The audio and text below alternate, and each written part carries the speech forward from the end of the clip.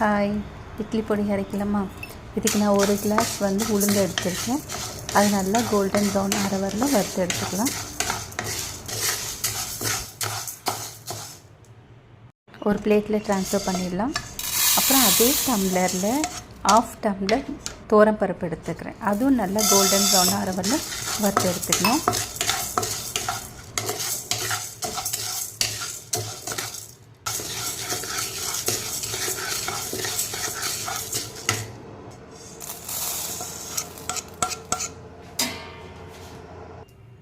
அதே டம்ளரில் 1/2 டம்ளர் கடலைப்பருப்பு, இது நல்லா கோல்டன் ப்ரௌன் ஆகிறது வறுத்துருக்கலாம்.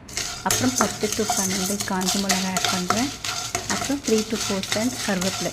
இது நல்லா கிறிஸ்பி ஆகிற வரலும் வறுத்து எடுத்துக்கலாம். வறுத்துட்டு அது ஒரு தட்டில் ட்ரான்ஸ்ஃபர் பண்ணிவிட்டு ஆறுனதுக்கப்புறம் மிக்ஸி ஜாரில் போட்டு அரைச்சிக்கலாம்.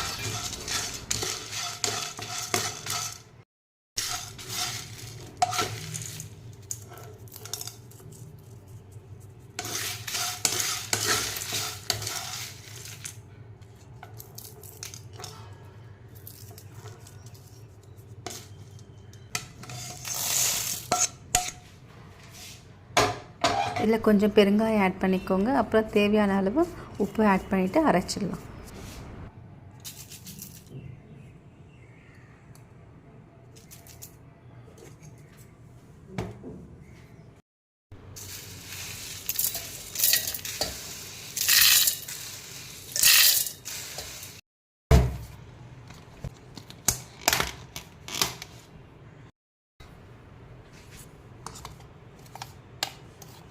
அவ்வளோதான். இன்னொரு வீடியோவில் பார்க்கலாம். பாய். தேங்க்ஸ் ஃபார் வாட்சிங்.